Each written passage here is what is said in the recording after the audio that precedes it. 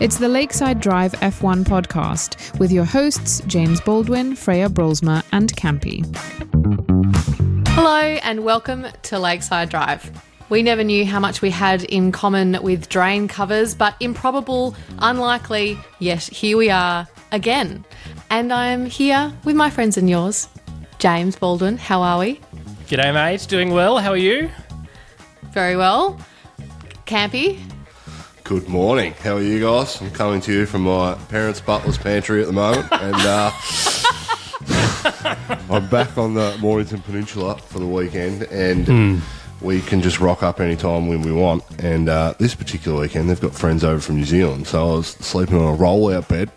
Hence the beauty sleep I've had this morning. I'm looking just divine, and You are. this is the only place I've got, so I hope it's not too echoey. I had to remove some downlights this morning to get the lighting right, so it's just been a fun 10 minutes. Look, downlights are nobody's friend, let's be clear, but also can we get your parents' butler on the podcast next time? Come on, mate. You're looking I at didn't him. grow up with a silver spoon in my mouth, and they definitely do not have a butler. But. We are going to be talking about testing, amongst other things, on this episode of Lakeside Drive. So I wanted to actually start with that. James, testing and your viewing experience this year, a bit different to previous years. Tell us everything you've been up to. It's been an interesting time to actually have to watch Formula One and be paid to do it. I suppose the dream has come true, so well done to me. It's only taken 6 years, and finally I'm here. Yeah, thank you.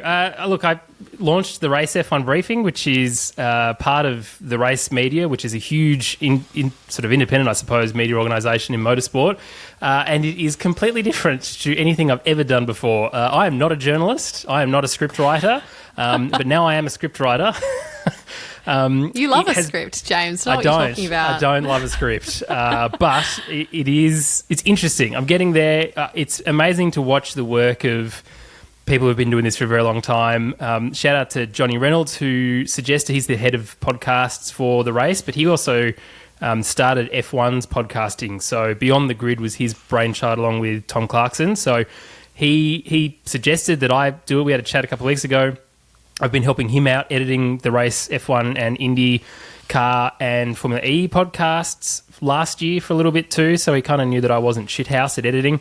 And to be able to watch people like Glenn Freeman, who's the editor for the race, and have information pour in from Mark Hughes and Ed Straw and Scott Mitchell-Marm and all these, people who before I started editing, I've been listening to the race and reading a whole bunch of these headlines, to now be working with them.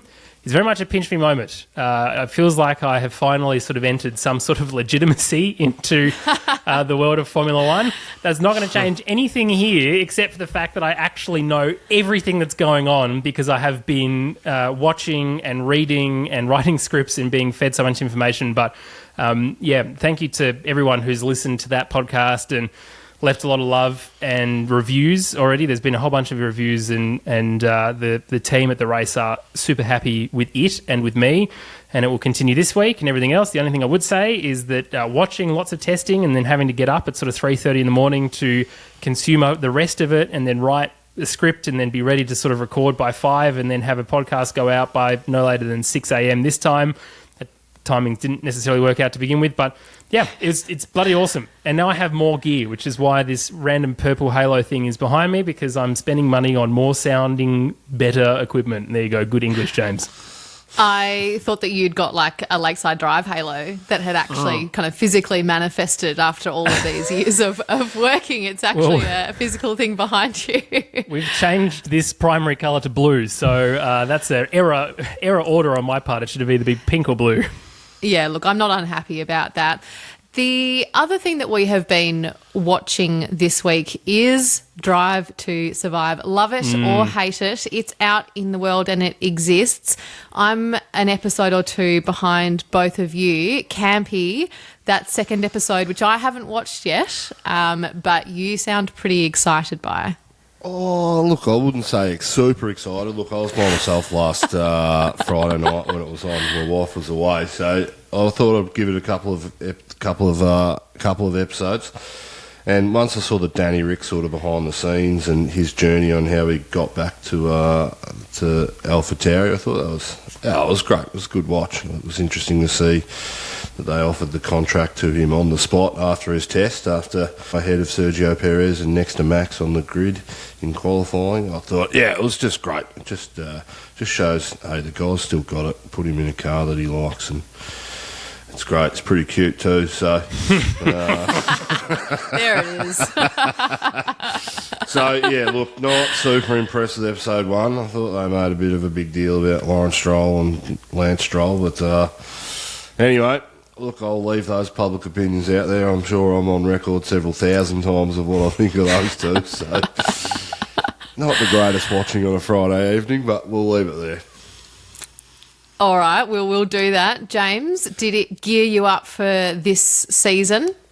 There's no doubt that Box to Box does an incredible job of adding, drama and hype. And I think the release date ahead of, a week out from a Grand Prix is perfect timing.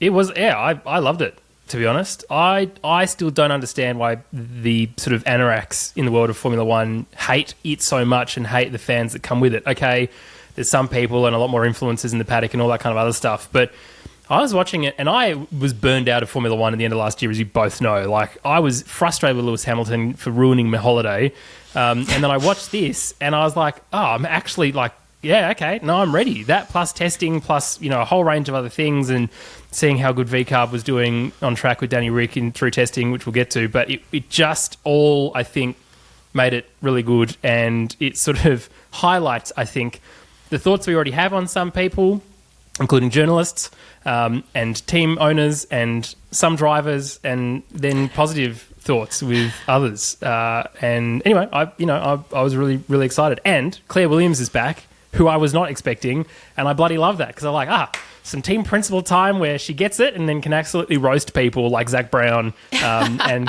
without having to see him.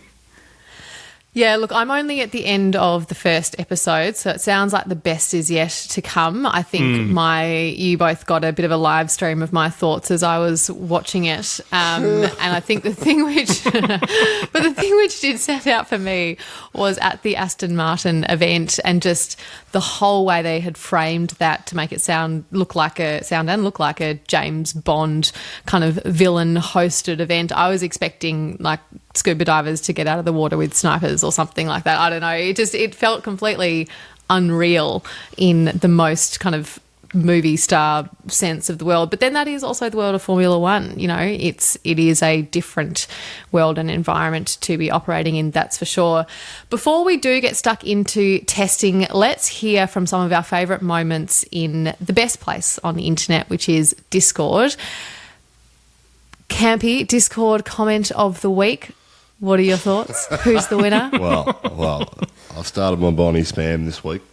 Yeah, we love it. Posted a photo of me watching the rugby on Saturday night with Bonnie, and then underneath, I can't remember who said it, but it said at least the beanie matches the drapes. Now, not sure if he's actually referring to the drapes or he's referring to my shorts, which is the same colour as my beanie at the time. At least you're colour coordinated. Yeah, hey, there you go. There you go, indeed. James, what about you? This is in reference to Drive to Survive. I won't ruin it for you both because you've not seen it all yet, but Failing Jester said, the people you find in a vineyard. Yes, I enjoyed that scene specifically. If you think back to the opening scene of last year, there's a slight spoiler alert into who those two people might be. That is correct. How good, goodness me. Even the season hasn't even started yet, and Discord is already becoming my highlight of the week. For me, it's going to go to Matty J, who after last week on the podcast, we were talking about the marathon which I'm running, which is 8 weeks away to the day. Amongst a very long, highly inspirational reflection on the Discord, he said, don't skimp on getting the distance and consistency in. It will pay off on race day. Otherwise, the marathon will kick your ass and it will kick it bloody hard, which I believe you, Matty J. And further conversations tell me that he's quite experienced in this area, much more so than me. So I appreciate the input, and I believe you is as much I'm going to say on that. There's a runners channel in the Discord. I've muted it because I am allergic to running. But if you're not, then it's worth going and looking. There's also a food, decorating, cake, baking channel to rival the running channel, which seems to be getting more attention. There is a little bit more surprise. activity. Who would have thought that more people like eating than do running? It's not entirely... You two are too inspirational for us. That's the problem. Look, you're doing lots and I'm sick of it. I want to go and eat some slow roasted pork. It's not unsurprising, but I like knowing that there's at least one other person out there who's as mad as I am when it comes to these things, which does remind me, if anybody is watching this season and is inspired to do some on-theme cooking for any of the race weekends, we want to see it. So there is something for everybody on Discord, whether you are a food enthusiast, if you like to run for hours and hours on end, if you're a cats and dogs person, I think there's some birds in there as well, all sorts of things. There is something for everyone, and of course, race weekends are all the more enjoyable because of it. Look, let's get stuck into what we're here to really talk about, which is testing. Let's start at the top with the people who we learned are fast and reliable. Red Bull, no surprise to anybody, really came out on top, and it looks like what their massive improvements are from last year will do exactly what they think they're going to do, which is go very fast.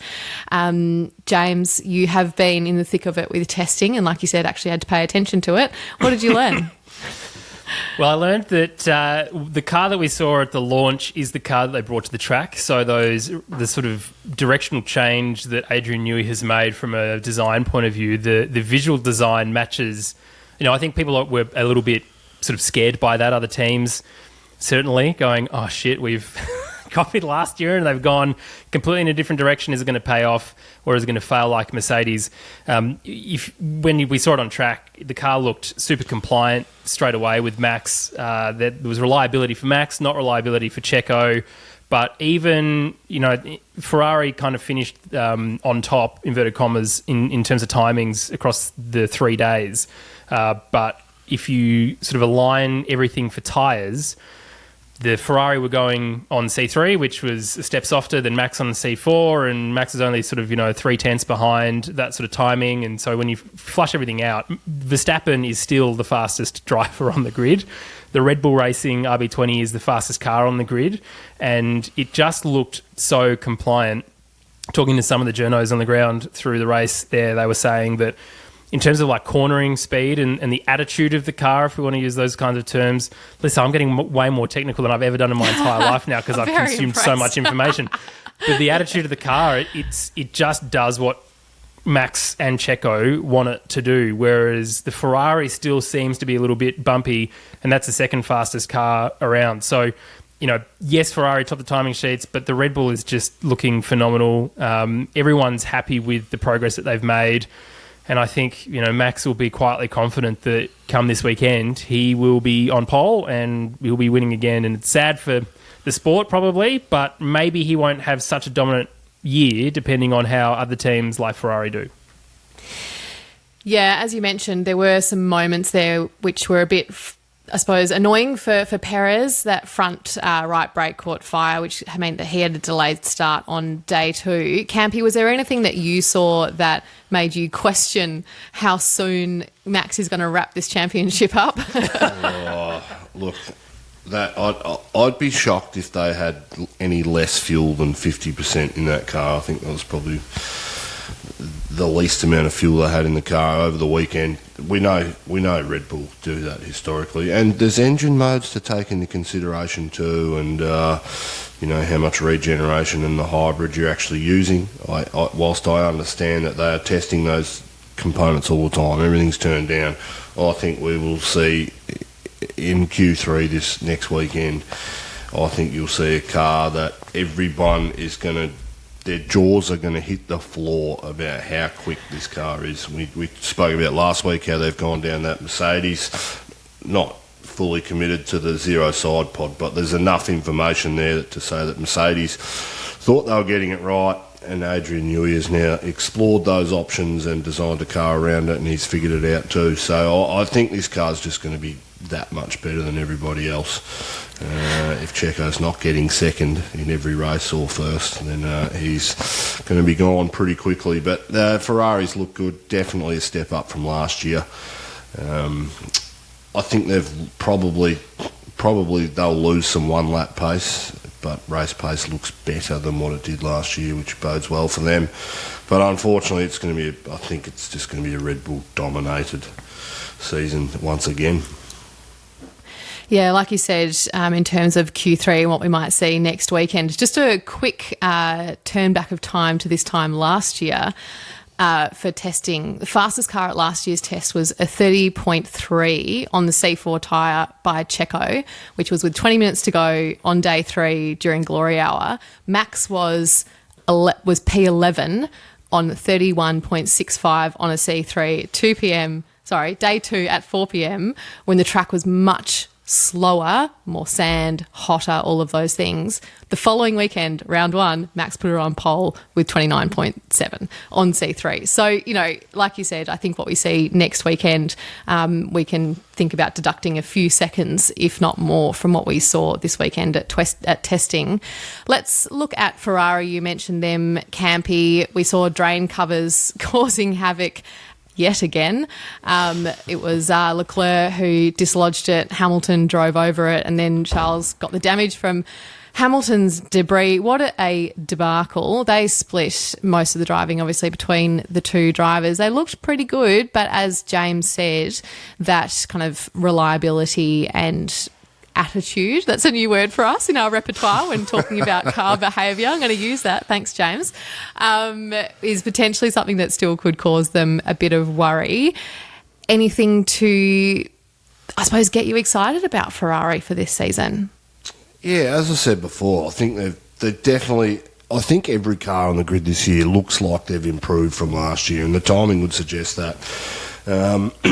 As for drain covers, it's just a part of the sport these days. I mean, the faster they get, the heavier they get, the more loads they're forcing up on these welds, and it's bound to happen. I think they could get it better. I didn't love Jeez, you look at some of these stewards running around, they're just running around with, they're like headless chooks. They've got no idea what they're doing, and they're kicking on things just to test it. I'm like, that's not really going to help it. But anyway, Look, Ferrari seem to be in a pretty good place at the moment.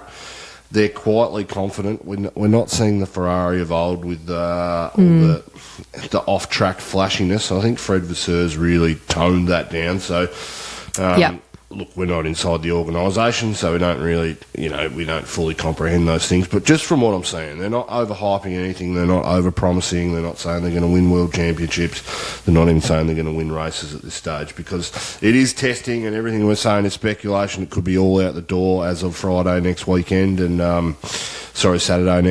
after qualifying. We'll have a pretty good idea on the Friday of if this test is relative to what we've seen. But, look, I'm excited. I think I'm excited for Carlos this year. I think he's going to cement himself a spot on the grid in future and get himself a top drive, maybe at Mercedes if he moves across.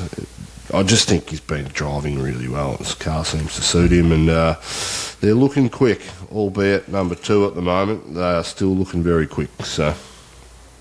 Yeah, agreed. I think Carlos, like I said last weekend, I think I'm not concerned about his ability to pick up a really great seat next year. I think there's, what did we say? I think it's about 12 drivers whose contracts are up at the end of this year. Yeah. So silly season is going to live up to its name. That's for sure. And not just from what we see on track, just other, I suppose, people's attitudes towards him when they talk about him in terms of his work ethic and everything else makes me confident, at least, in terms of what his prospects will be after this season. I think the interesting thing for Ferrari will be if they can get their tyre degradation sorted out, because that has always been more of an issue for them in comparison to some of the teams that they are competing against or should be competing against. So I'll be intrigued to see what type of solutions they have in place this year. Let's move on to McLaren. So this was the first time we saw McLaren's car in comparison to the Red Bull who released it with the livery launch.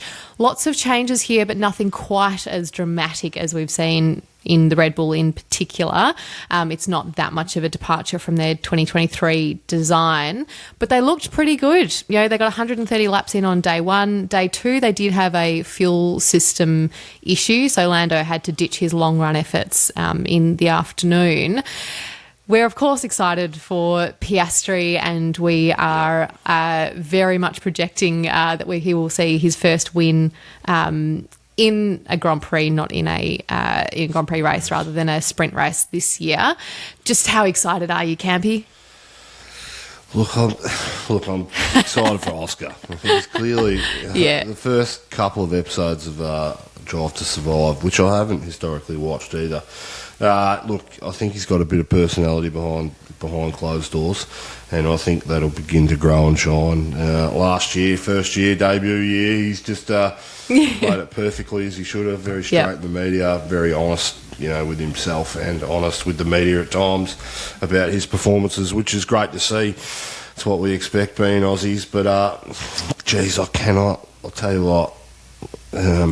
What's his name? Who's the principal? Zach Brown. Zach Brown. For a guy that was probably the most loved un-Australian person in Australian motorsport for a couple of years, the downfall. This guy just is whinging and complaining about the sister team of RB. Yeah, so let's talk about that. It's so just if anyone hasn't kind of watched the team principal's press conference or anything, he's saying things like no other sport, to my knowledge, allows co-ownership in teams that compete against each other, which is wrong, by the way, Zach Brown. But he wants FIA to change the rules, which would mean that RB can no longer operate in the way that it does, being owned by Red Bull as the kind of senior team, so to speak. To be clear, if RB had no pace and was sitting at the back of the grid, he wouldn't care. But I think he sees some genuine threat in RB against some of his own drivers, and he's starting to sound like somebody who is kind of picking at the seams in order to try and make the whole thing fall apart for no reason. Campy, what are your thoughts? Like Danica Patrick and the chemtrails. Oh my God. Don't get me started. Which I saw her pop up. I was like, oh, g'day, Danica. How are your chemtrails going? Aren't you busy with your UFO detector out the back? How do you have time to commentate on Formula One? Sorry. Oh, too good. I understand there's politics in the sport and there's stuff happening, but we're also a nanny sport in the sense that this is the most over-regulated, scrutinised, checked sport in the world. 100%. The amount of technology that's in the sport. I don't think Red Bull is passing information on to AlphaTauri or RB. They've said they're a sister team, and if they were a sister team and they were sharing data, there would be 4 cars up the front, because four identical cars with some similar setups, you can get more information. The reality is that is not happening. Red Bull is perfectly adequate of winning championships by itself without getting that extra data. Where I think it has changed is that Red Bull have shifted some personnel between teams in the last, sort of 2 to 3 years, and they have a genuine vested interest in that team jumping up the grid. Now, I don't think they're ever going to be a top team or a top contender, but the best of the rest in that, 4th, 5th, 6th best car on the grid is where they want that team to be, and I think they've made all the efforts in order to do so. They've got the drivers, clearly, in Danny Rick and Yuki. And Yuki's performed really well. He was really quick last year, and this is probably going to be his biggest challenge in F1 this year. But I don't like the criticism from Zach Brown. It just sounds like he's whinging. Get your own car right. If you were winning championships, you wouldn't be worried about what the other teams are doing. And it's just a bit of hot air in a balloon for me. It's just a bit of garbage. Stop whinging. Stop complaining. From hot air balloons to James Bond events, let's talk about Aston Martin. They were looking pretty good, seemingly quietly confident. Nando said that the car had much more performance than the same time last year. And Dan Fallows, who is an ex-Red Bull now, he's now technical director, said that the steps that they'd made over the winter with the upgrades is something that they were really happy about, and they seem to be very pleased with how they are performing and doing what they thought that they were going to do. Do you think that we're going to see them really challenging for top place podiums this year, or is there anything that you see in, I suppose, testing over the last couple of days that suggests that they're going to be putting more pressure on them than they have in the last season? Oh, look, I didn't watch enough of testing to have an understanding, but thanks for joining our testing podcast. No, I mean, I watched about 6 hours but there's much more happening during those time periods and stuff. So, and it is actually quite boring testing. Once you sit down and you're stuck in for a couple of hours, it's like, all right, where do we go from here in the conversation? It's not that I would much prefer them to televise it than not. We've had years where they haven't televised it, and I've been extremely frustrated. But just keep doing what you're doing, Fox Sports, and televising that, because it is good to tune in, not for the whole 12 hours a day, but it is great. Aston. Look, Aston Martin for me last year, in 2022 they brought out their second car of the year, which was the RP, the Red Bull 2.0. And then last year it didn't surprise me that they got the results early on, because they directly copied that chassis of Red Bulls, integrated it into their system, and they received the benefits for it. As the organisation tried to upgrade the car last year, they made some horrendous mistakes, and at times Fernando Alonso and Lance Stroll were both out in Q3, and that sort of happened for 4 or 5 weeks. They corrected that, and that was after the change in the tyre compound manufacturing, but I still think it was a bit of the development in the car too. This car looks identical to last year, and there is changes, but they haven't changed a lot. If you look at the difference between a Red Bull of last year and this year, well, geez, they've just come on leaps and bounds.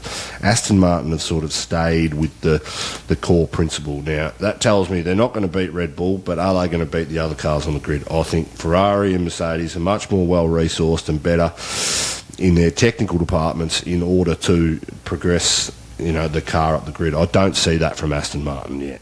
They will be quick on certain tracks, and they'll have their day with Fernando Alonso driving their car. That's an extra couple of tenths wherever he, sees that to be in his car. That's just the sort of driver he is. In saying that, they'll be in the top 4 or 5, but I'm not sure they'll be as competitive as they were at times last year, getting those consistent podiums and seeing Alonso get it. So, look, but I could be wrong. Prove me wrong. I'd love to see Fernando Alonso on the top step again. Geez, that just warms my heart. So,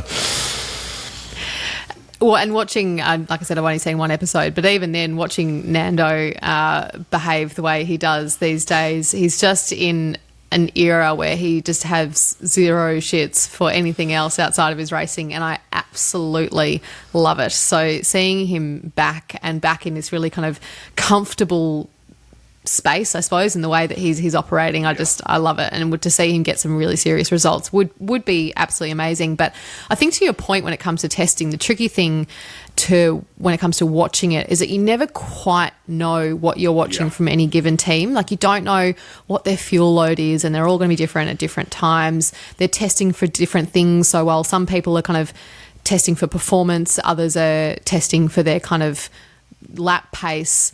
You've got others who are looking at very specific parts, others who are spending the time switching their drivers over, others aren't. Some are really testing their qualifying programs, which take a lot longer to get through, while others are really looking at their race simulations.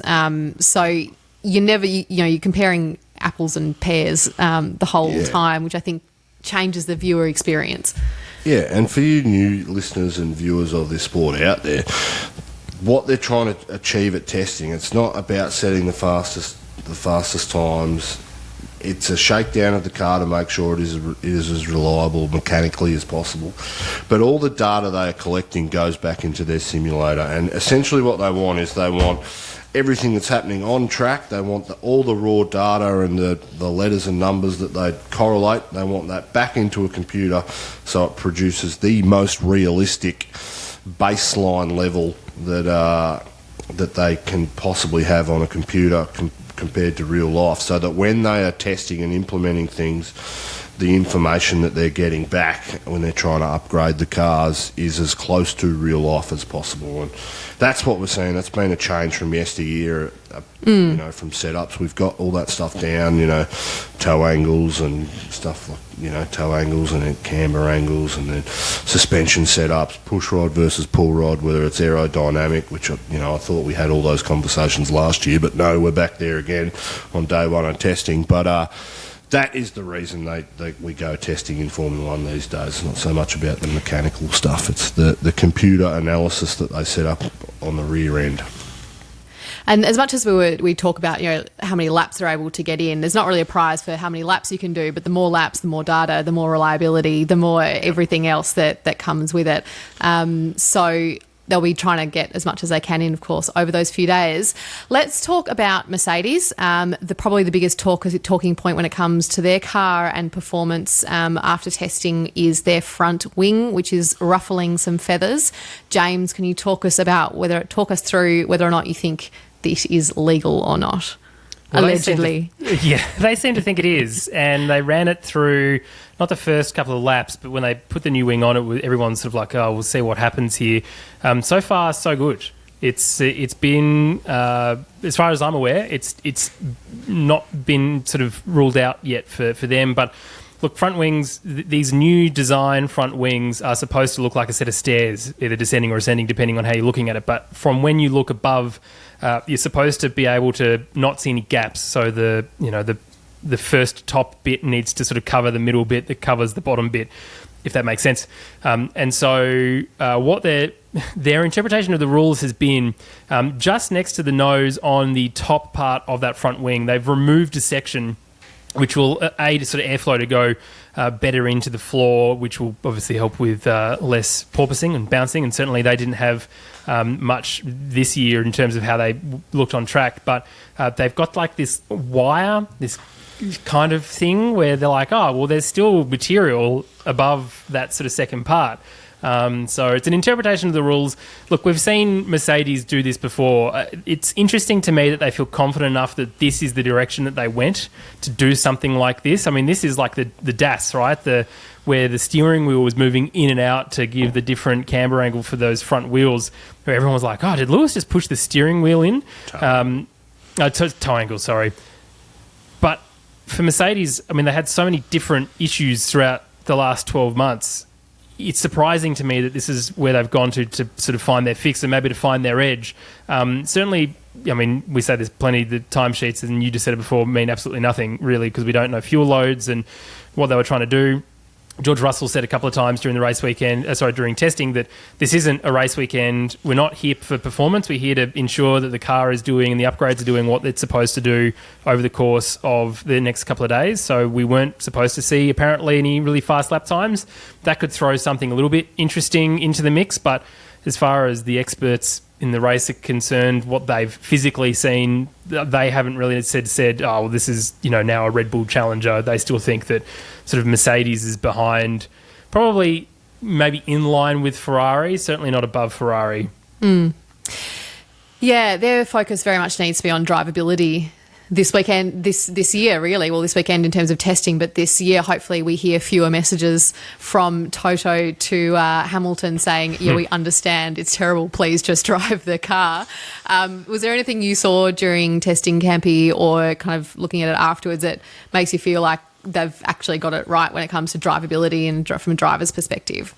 Yeah, well, all you can do is focus on what the actual drivers themselves said, and they said it's a big step from last year. It's a lot easier to drive, and when those things are in place, the car's easy to develop at times too. So I think Mercedes, look, we just don't know how quick the Red Bull's going to be, and if they dominate like last year, then no other team's really got a look in. They'll be quick. They're a great organisation. I'm confident in Toto and the management team he's got in place and designers and engineers. Look, it is testing. We don't know what they're running. Their Achilles heel last year was that drivability. It wasn't necessarily that the car wasn't quick. It just wasn't reacting the way they thought it was. So, they've certainly got on top of it. George and Lewis have been quite congratulatory of the team for taking that step forward. So, look, whether they win races, who knows? But, it's going to be a good year. They've got 24 chances this year, so that's a couple more than last year. I thought it was 731, but lots. 3,000. Let's have a chat about V-carb, if that's what we're going with, or RB. Haven't really decided what I'm going to call it yet. It does sound like, I think Sky Sports are going to go for RB, but I just doesn't roll off the tongue as far as I'm concerned. We saw a lot of pace from our mate Daniel Ricciardo, particularly on day 2 on the C4 tyre, but he also said that they are feeling very cautious. They know they're not going to be out the front fighting. They're not there yet. At this point, they're very much trying to work on their lap time, but as Campy's scoffing would suggest, our confidence is much higher than theirs at least. James, are we going to see Daniel Ricciardo back on the podium this year? / what did you learn from testing? One of the things that you'll note if you listen to the Race F1 briefing is that I talked about Daniel Ricciardo every episode because I wrote that part of the script. You're welcome. That's what you want. UK audience. Finally, I get to get in there and talk about Danny Rick.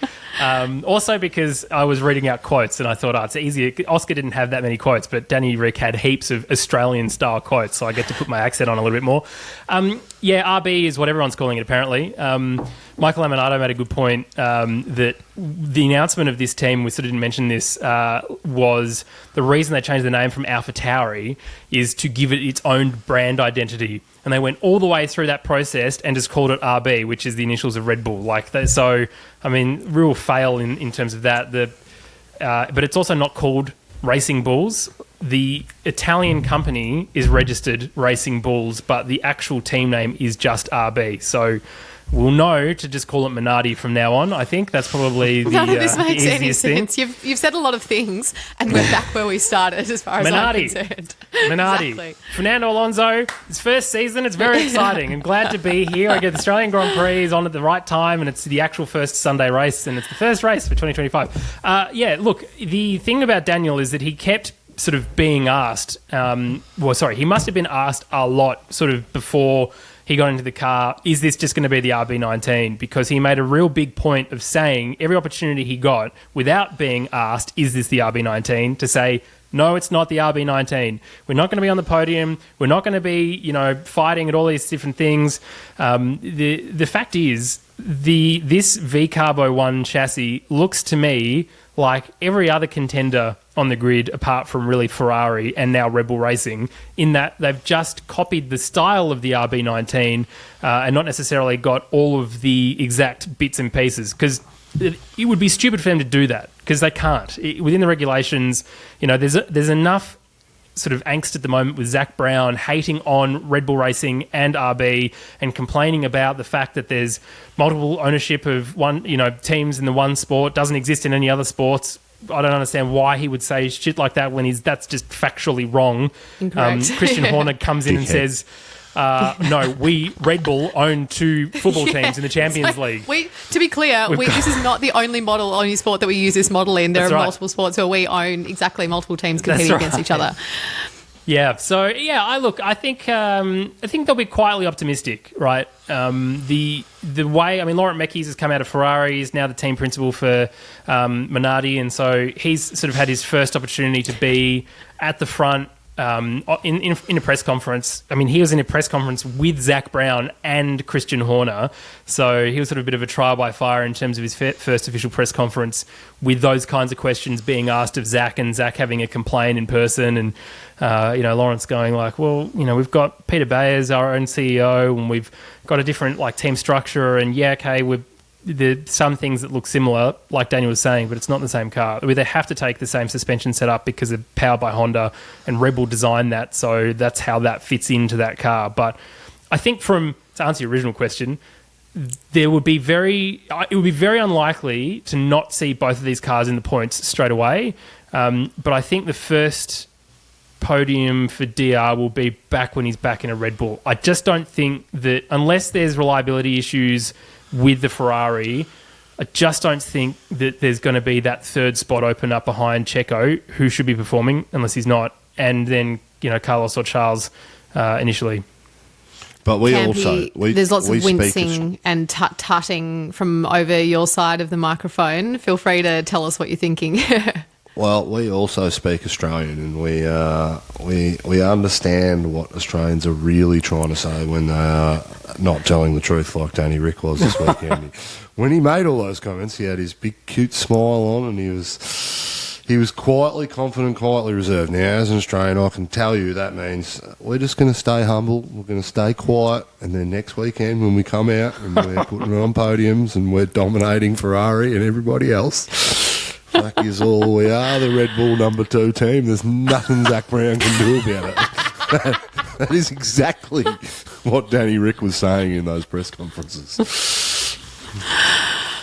If you look up humble in the dictionary, Campy is acted as a picture of Campy's beanie. But at least we know now that it matches the drapes. So moving on, let's talk about Alpine. Pubes. I have 2 words here which says managing expectations, and I have no other notes. James, what have you got? They were, I think they'd grid. probably be happy with their testing. In terms of pace, they are tied last at the moment with, so there's sort of, I think we saw it was Red Bull from Ferrari and Mercedes from, I think was like McLaren and then Aston Martin, or Aston Martin and McLaren, and sort of V-Carb and Williams were together, and then it was everyone else sort of, a tenth behind those 2 teams. So, I mean, Alpine have to get their shit together. It is ridiculous still that they spent most of last year without a team principal. They then give the guy the gig. Who knows why they didn't do that earlier anyway. And Bruno, as we said last week, is very well respected in the motorsport community. It's almost disrespectful to not do that, I think, going forward. But, I mean, the team has all this ownership and all these celebrities and everything else, but unless they sort of sort it out, it's going to be very difficult for them. But in saying that, the thing that they keep coming back to in terms of the I guess the Achilles heel of this car is the power unit, and you're not allowed to change the power unit until 2026. So, they have to find all of that speed in aerodynamics and other performance and how the car looks after its tyres, and to be taking those opportunities. So Pierre Gasly is the right kind of driver for this team at the moment, because he's the kind of guy who will think on the fly to be able to try and make the most of those opportunities.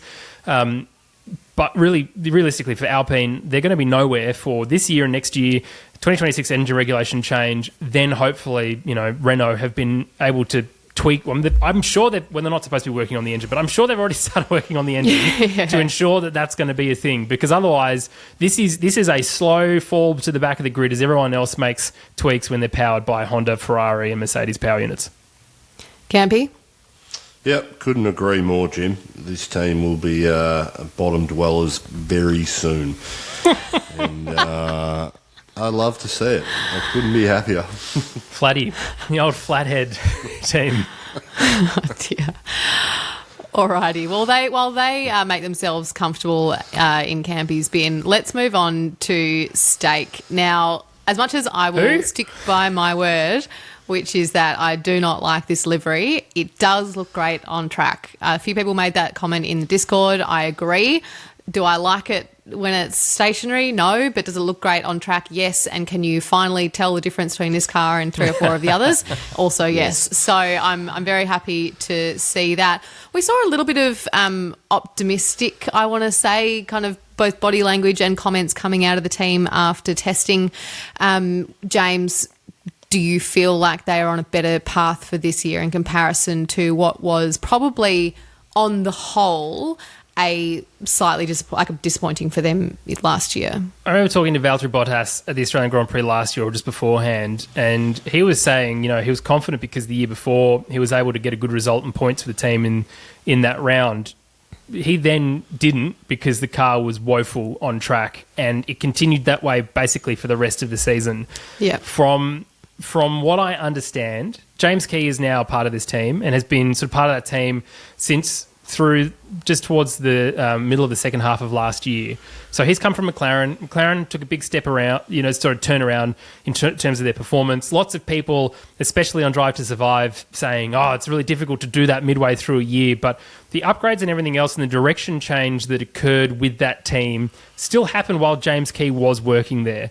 It just takes a lot longer to develop those changes, design it, then to put it into a model and then put the model into a wind tunnel and then actually manufacture it and take it out to a car wherever the car is. And Ted Kravitz, if you watched all of testing, you'll know that Ted Kravitz was standing by the Williams garage using the barrier as key marker points, each pole, in terms of how long that takes. And it takes 4 poles of a rope barrier to get from deciding to change a car to implementing the change.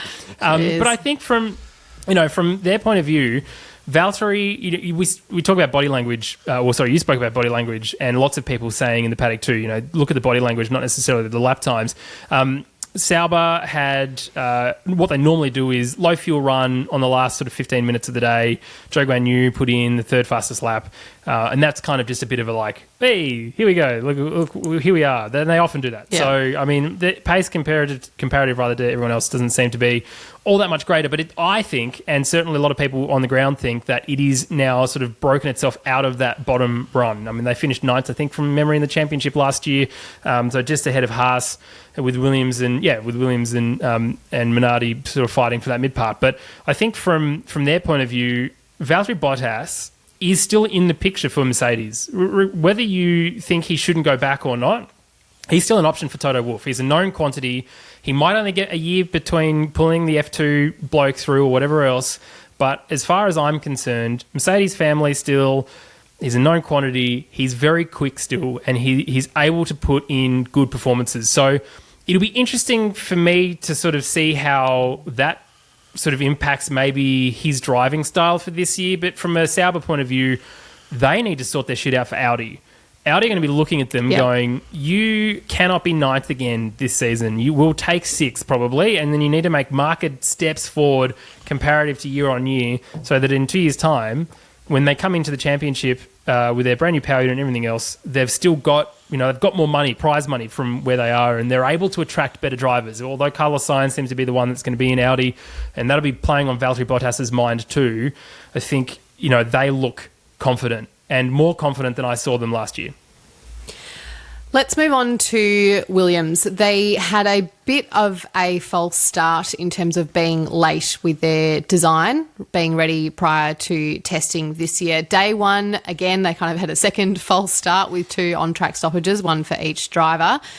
In the world of athletics, you're out basically after 2 false starts. Campy, what are your thoughts in terms of their potential? They've got some new changes. Obviously, the steering wheel is a big talking point for Williams, which we saw over testing. How excited are you for them? Are they going to be at the back with Haas, or do you think we're going to see them being mid-pack team?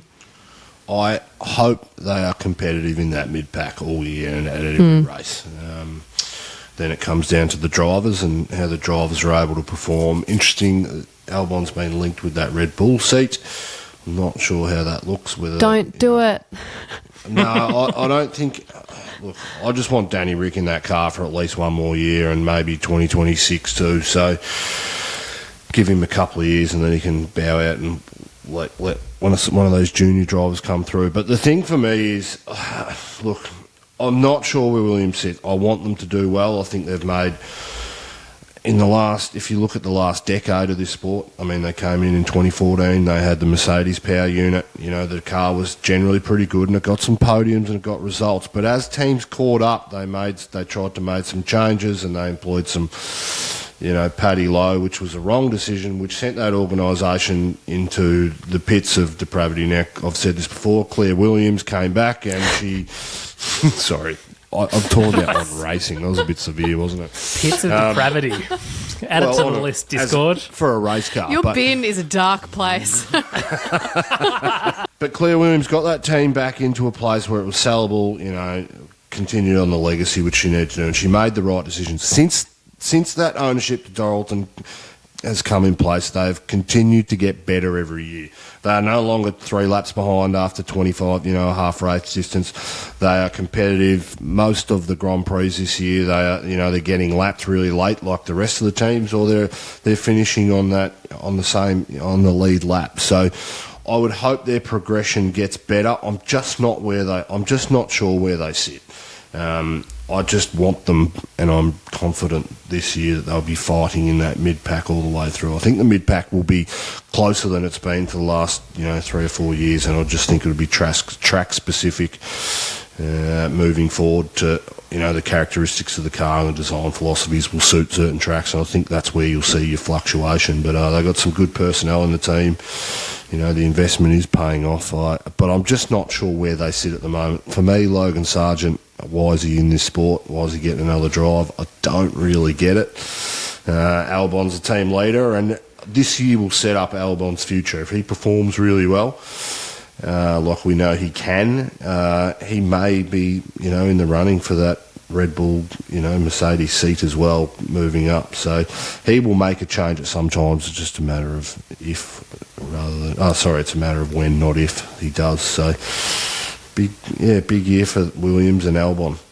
Can I just say, the Albon link is only reported that Red Bull would consider offering him a contract. Not that there has been a contract offered, and not that there's been any confirmation of that. Albon's already said no once before.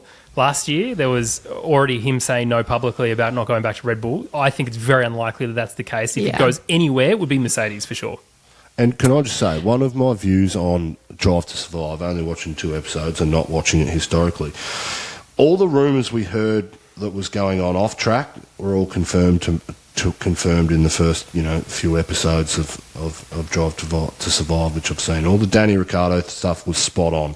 Now those rumours come from somewhere, and it's clearly because Netflix is in behind the scenes filming some of the real world conversations that are being had. Conversations that have been had come from. So if it comes from Netflix, we know it's probably true because it'll be on film next year. All right. And last and probably least, we've got Haas. We talked about laps and number of laps not necessarily being representative or anything in particular, and that is what we saw from Haas in that they got the most laps out of anyone over testing. New experience for K-Mag, who said that he had not driven a car with kit like this before when he was talking about all the aero gear that they had attached, which I found very hard to believe, but was funny nonetheless that even at a point in that a point like that in his career, he hadn't had that experience, which was just very surprising to me. James, do you think that they can be hopeful, or are we going to see a very similar trajectory for them this year, which is a couple of encouraging races, but then kind of falling behind the pace when it comes to in-season development? I think he was talking specifically about Haas and not his career, because he came into McLaren 2014. I think Barcelona testing would have seen heaps and heaps of aero kit on it. But, they were compensating. Ayu Komatsu has put as much, stuff as possible on there to be able to get as much data. Do you know what? I think...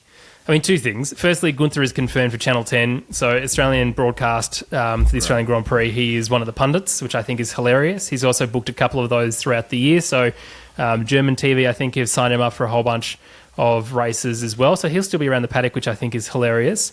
Haas just... there is nothing for them to gain this year. Ayu Komatsu, very well respected... great person, apparently, from the people who know him, very professional. He's been alongside Gunther for a very long time. He might have an opportunity to get this team sorted out for 2026, but there is absolutely no way that that's going to happen this year or certainly next year. We've discussed this at length. Haas need to change their philosophy and the way that they do things in Formula One, and as a result, unfortunately, it looks like the car will continue to be at the back pace-wise. The only thing that might be different is if they've been able to fix the issue with the tyre degradation and those rear tyres, because as soon as they had pace until tyre deg was at such a state where the tyres went straight off a cliff very, very quickly, and Nico Hülkenberg just couldn't drive the thing anymore. Campy? Yeah, that was the same as the Ferrari last year, right? When Ferrari did well, Haas did well, comparatively in their position at the rear of the field. So Look, Ferrari have clearly sorted out the tyre degradation issues. That's been, one of the big confirmations this weekend. So I think that'll play across to Haas well, just in the design philosophies and the way that car interacts with the rubber on the road. So, look, if that car had some pace over one lap last year, if they can I think Haas's strategy this year will be keep that one lap pace.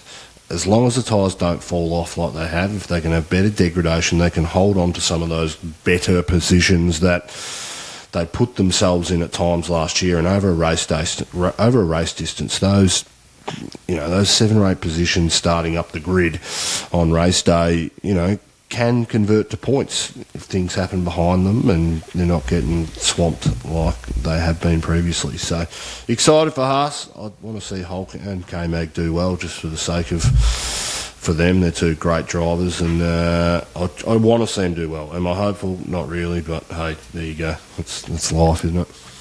And that's motorsport. You got there first. Say the line, Campy. Nope, he doesn't want to. Never mind. No, he doesn't want to. All right. He's not a performing monkey, James. What are you saying? We can't make him do these things on cue. I'm my own man, Jim. I don't do what I'm told like you and Zach Brown. So now that you work for a Formula One conglomerate somewhere, you've got to toe the party line about how good Drive to Survive is. I was bored on Friday. I didn't want to watch it. I still think it's shit. Each to their own. Yeah, well, all right, there you go. Let's have a look at what our predictions are for round 1 of this season. We will see the first race on a Saturday, which just remember that one because I'd certainly forgotten and I have it in my diary for Sunday morning, so I need to plan around that and perhaps make some changes to our schedule. Are we doing the same? Are we going to do? Let's take a team vote on it now. Are we going to do the same predictions as we did last year? So podium and 10th? Yeah, I'm happy with that. And last? All right, podium 10th and last. And, okay, let's go. Podium 10th, last. Just have as much as you want. Let's keep adding things. Bold. I mean, it's getting a bit of a list, but we can do it. Who's going to sell out the most merch? It's not Lance Stroll. We can put him straight at the bottom. That's definitely correct. I have many thoughts. Okay, podium first, Campy. Max, DR, Oscar. Okay, so how is life in La La Land? Yeah, seriously. Danny, Perez will finish 10th, which means he'll crash out. Yes. It's good for us. And bold prediction is Hamilton to die into turn 1. Come on. And by die, I mean get taken out from behind. That's not a bold prediction. That's just every prediction you made last year. It's a turn 1 incident. Race. Yeah, no, exactly. That's just the same. That's not bold. That's just the Campy prediction. Last, Campy? Sergeant. Also not bold. Okay, James, what have you got? I think podium will be Max, Charles, and Carlos. Ferrari will have enough pace over Checo. 10th will be Stroll, and last will be K-Mag. I just don't think the Haas is there yet. My bold prediction is that Tsunoda and Ricciardo will finish just outside the podium places. Oh, love that. That will be heartbreaking, both heartbreaking and exciting at the same time. Just take it one step at a time, V-Carb. Just go at once. We don't need you both on the podium straight away because you're setting us up for failure for the rest of the year. All right, I'm going to go for a podium Max, Nando and Carlos. For 10th, I'm going to say Ocon. Because that's up there with his favourite position. My bold... Last is going to be...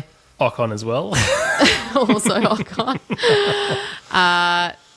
Do you know what? I'm going to say last is actually going to be Charles. And that's going to go with my bold prediction, which is also not that bold, but that one of the Ferrari engines is going to fail in round 1.